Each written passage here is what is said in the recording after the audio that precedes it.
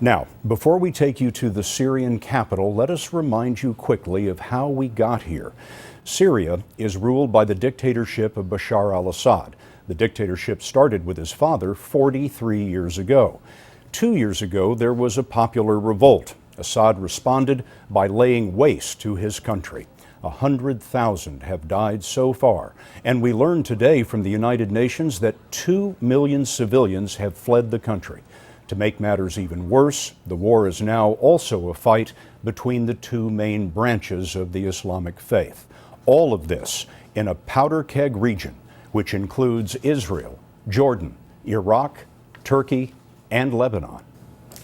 The Syrian regime does not welcome reporters, and it's rare for an American correspondent to get to Damascus, but that is exactly where CBS News correspondent Elizabeth Palmer is for us tonight.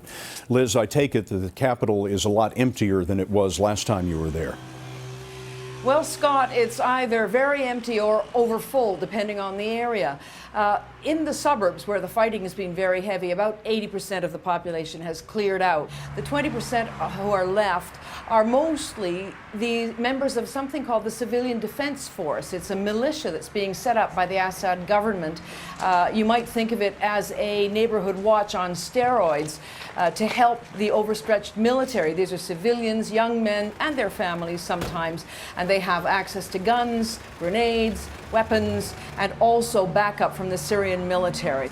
Now, in the center of Damascus, which is one of the safest places in the country, behind a whole barrage of checkpoints, people have poured in from the countryside and also from those suburbs I mentioned. They're living in overcrowded, squalid conditions in any available building, from converted schools to the homes of their families and relatives.